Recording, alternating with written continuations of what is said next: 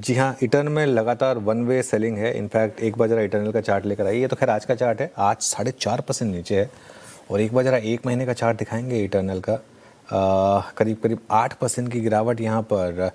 क्यों इतनी गिरावट दिख रही है? ना सिर्फ इसमें बल्कि स्विगी में भी। दीपाली के पास चलते हैं। दीपाली, गुड आफ्टरनून, बताइए। Good afternoon. और इनफैक्ट अगर हम पूरे ही क्विक कॉमर्स स्पेस की बात करें तो कई सारे फैक्टर्स हैं जो कि चैलेंज के तौर पर उभर रहे हैं। एक तरफ कंपटीशन काफ़ी इंटेंस हो रहा है, डिलीवरी लॉजिस्टिक्स का कंपनियों को देखना है, प्रॉफिटेबिलिटी प्रेशर है और रेगुलेटरी हर्डल्स तो कुछ हैं ही।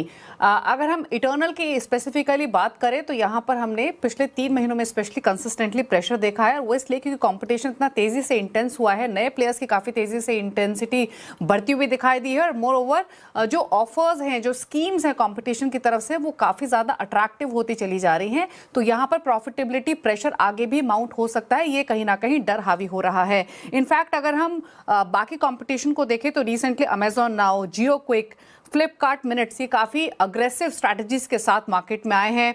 यानी क्विक कॉमर्स कंपनियों ने फीस ऑलरेडी काफ़ी कम कर दी है। 100 से ज़्यादा की अगर आप डिलीवरी कर रहे हैं तो फीस खत्म की है। प्लेटफॉर्म फीस में भी काफ़ी कटौती की है। और अगर आप रिसेंटली कुछ ऑफर्स देखेंगे तो अगर अमेजॉन नाउ की बात करें तो बेंगलुरु, दिल्ली जैसे मेट्रोज के बाद अब मुंबई में भी 10 मिनट की डिलीवरी का वो वादा कर रहे हैं। फेस्टिवल सीजन में इनफैक्ट जो अपने स्टोर्स की संख्या, डार्क स्टोर्स की संख्या, वो भी उन्होंने 100 से 300 बढ़ाई है। ICICI bank Amazon credit card पर ऑफर दे रहा है। तो इस तरीके के काफी सारे ऑफर्स आ रहे हैं।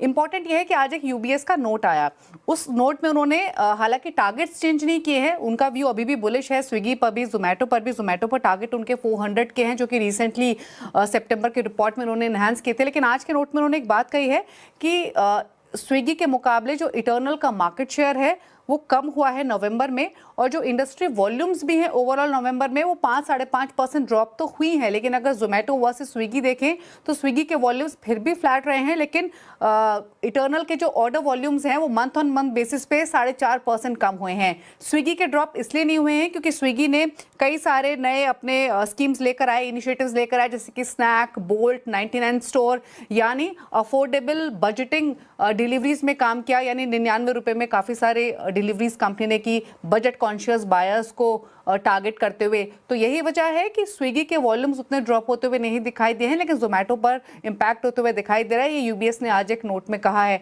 तो कहीं ना कहीं ये बढ़ता कंपटीशन, प्रॉफिटेबिलिटी का प्रेशर, यही फैक्टर्स है जो कि हावी हो रहे हैं इन स्टॉक्स पर, खासतौर से इटर्नल पर।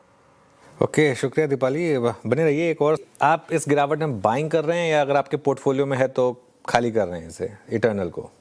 नहीं, तो हम बाइंग नहीं कर रहे हैं। In fact around 2-3 months back I think we booked out of this stock. I think reasons बहुत सिंपल थे। वैल्यूएशन से एक बहुत महंगे हो गए थे ऊपर के लेवल्स पे। दूसरा, I think competition is really brewing hot. जो हम सुन रहे हैं मार्केट स्पेस में कि अमेजोन की एंट्री, क्या रिलायंस एक पायलट रन कर रहा है, उसकी एक स्टेट वाइज एंट्री होगी। डीमार्ट शायद एक पॉकेट रन कर रहा है, पायलट रन कर रहा है इंडिविजुअल स्टोर्स के यहाँ भी। तो कहीं ना कहीं आई थिंक कंपटीशन इंटेंस होने की आई थिंक एक बड़ी रिस्क है। इससे आई थिंक जो एक प्रॉफिटेबिलिटी पाथ है, इस पे थोड़ा ब्रेक लग सकता है या डीले हो सकता है।